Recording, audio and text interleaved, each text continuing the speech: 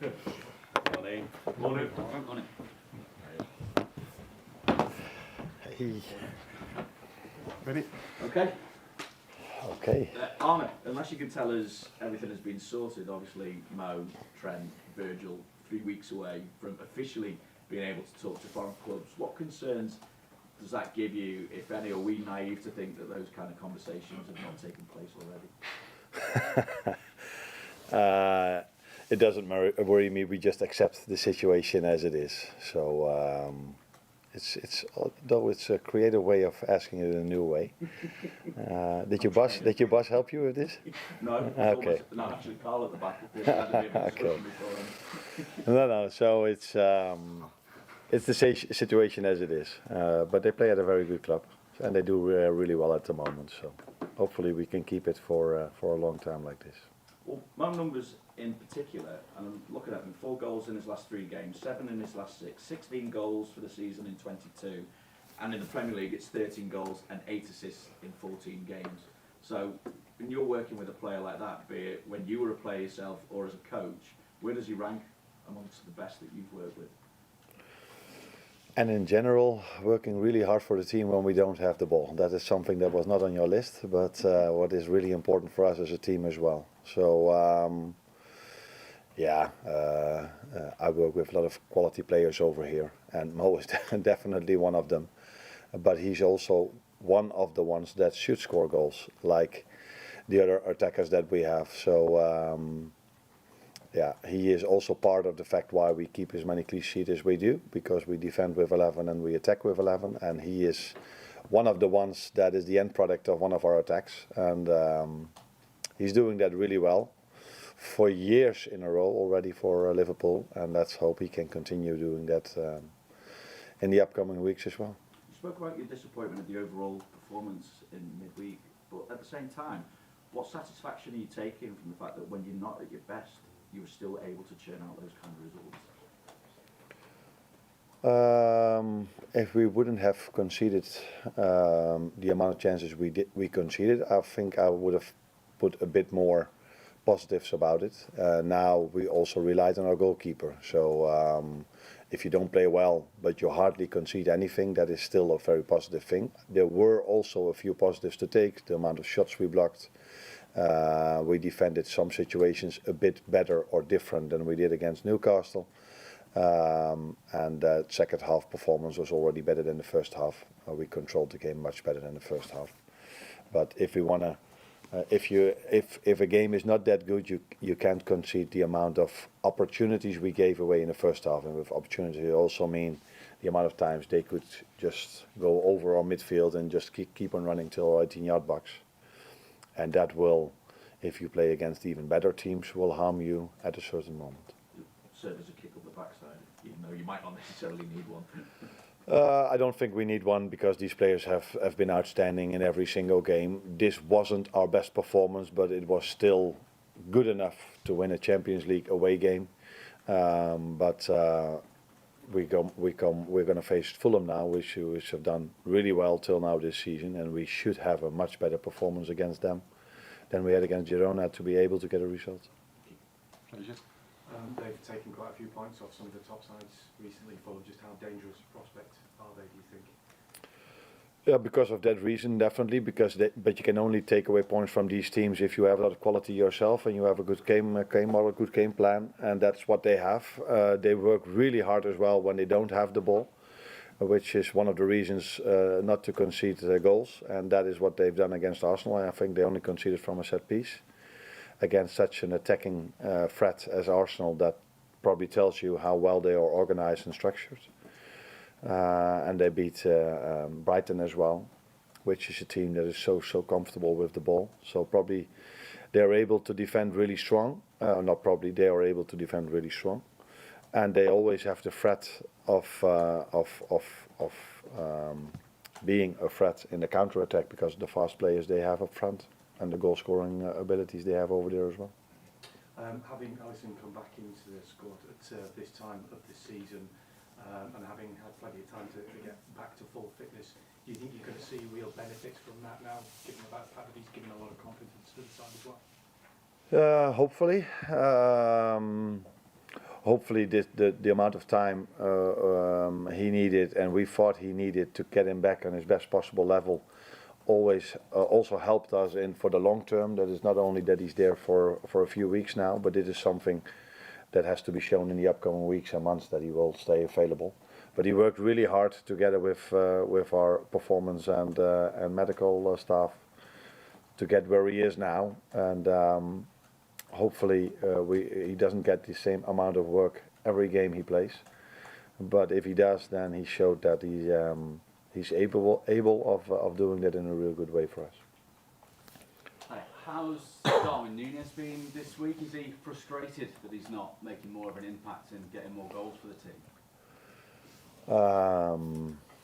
That's one way of looking at it. For me, he has impact.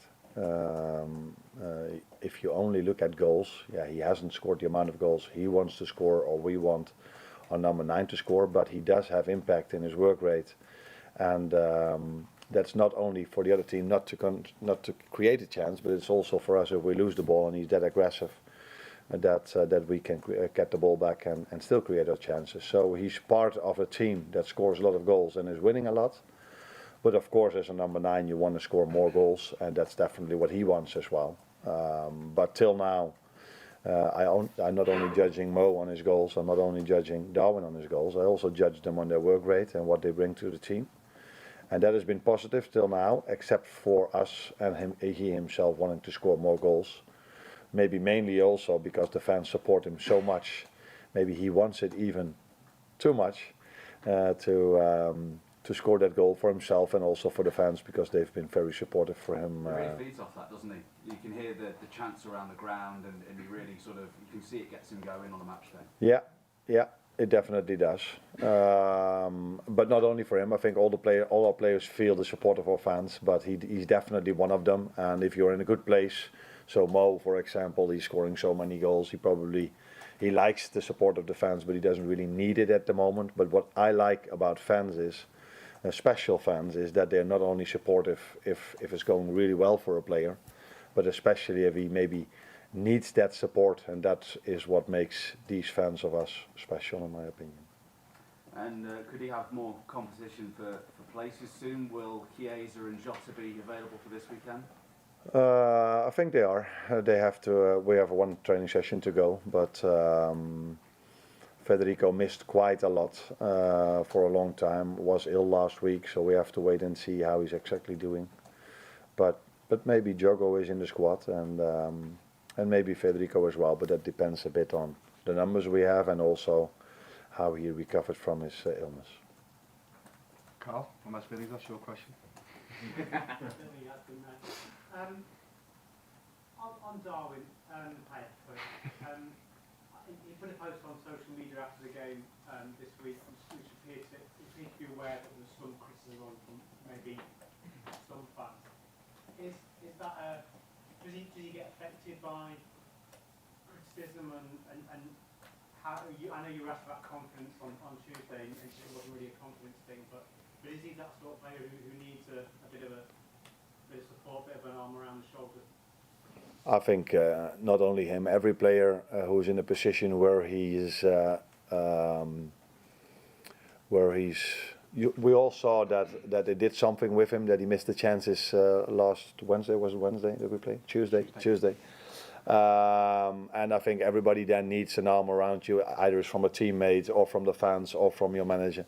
That is clear, but I also made it clear to him that he's not only judged on the goals he scores, he's also judged on the team performance, and he adds something to the team performance as well with his work rate and how much he does for us winning the ball back high up on the pitch. So yes, I said it before, ideally he has scored a few goals more, but it's mostly in a season like this. Maybe in a few weeks you will ask me, yeah, Mo is not scoring anymore and Darwin is scoring one goal after another. It is the life of a number 9. Sometimes you score, sometimes you don't. But what should be always there is work rate, and I think that's what he had.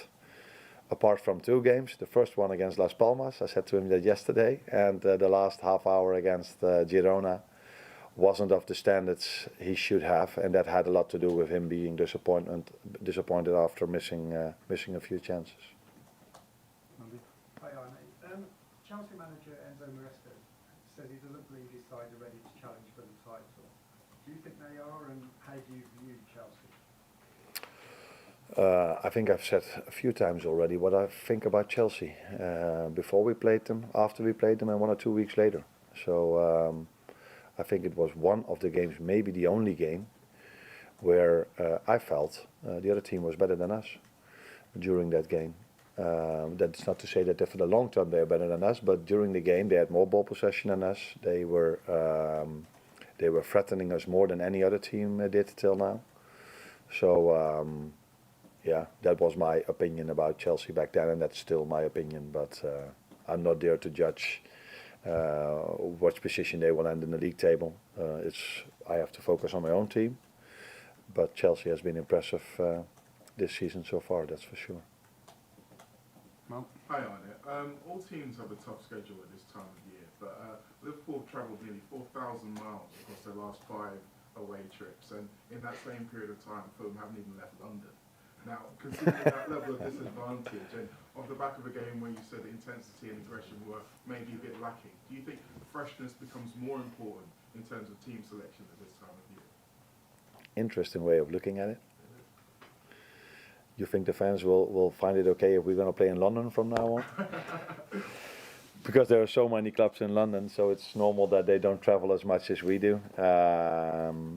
Maybe, but and they don't play in Europe, so that's something different as well.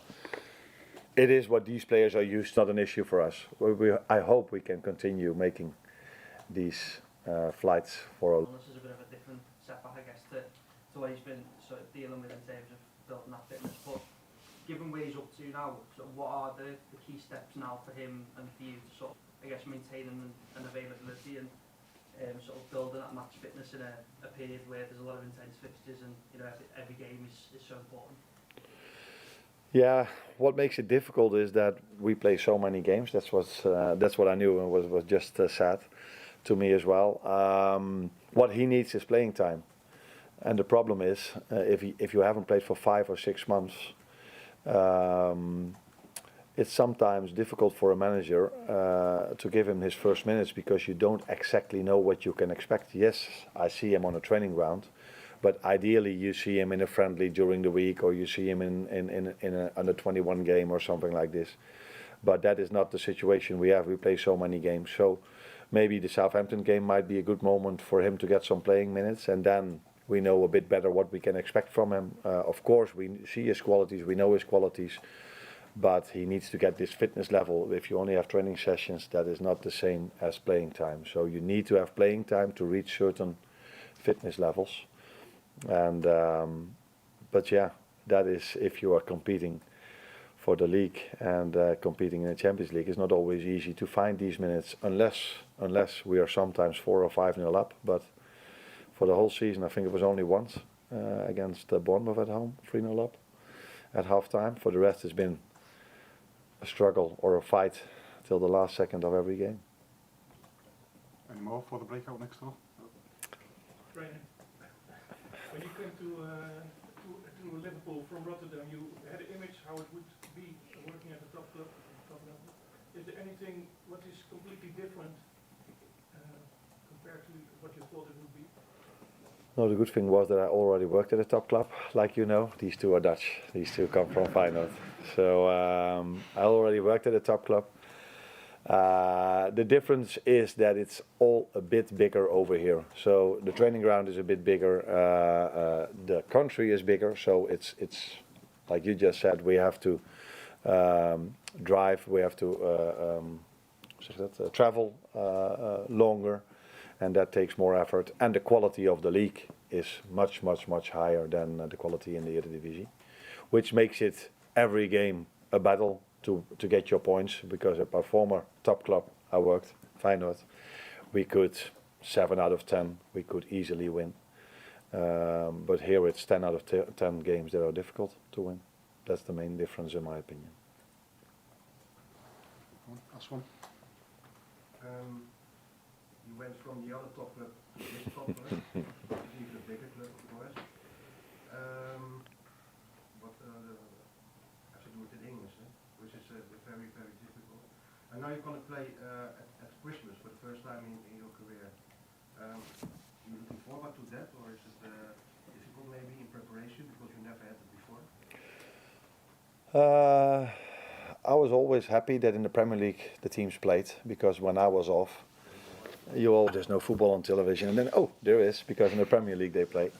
So I was always very happy that the Premier League played. Now, when you're in this league, you sometimes feel okay. A few days, few weeks off were maybe not good for me, because I had my days off during the international breaks when the national teams played. But I think for the players it would be definitely beneficial for them to have 1 or 2 weeks off. But it is not the situation, and before we played Girona, we had to play Everton.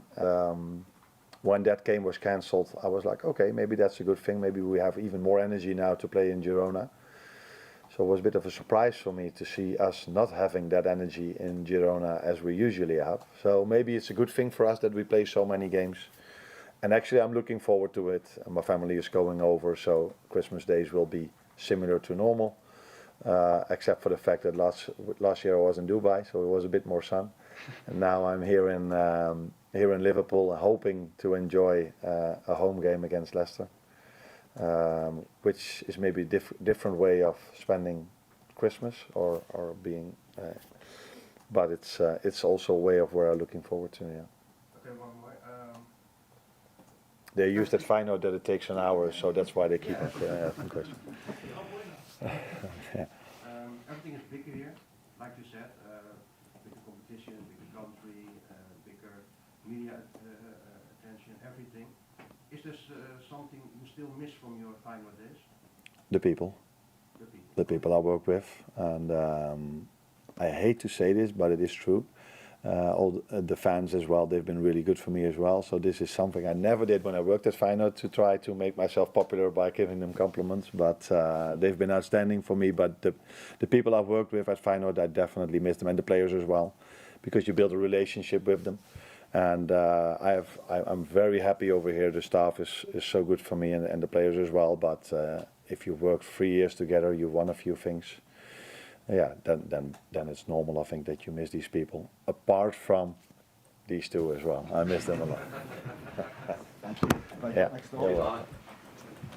welcome.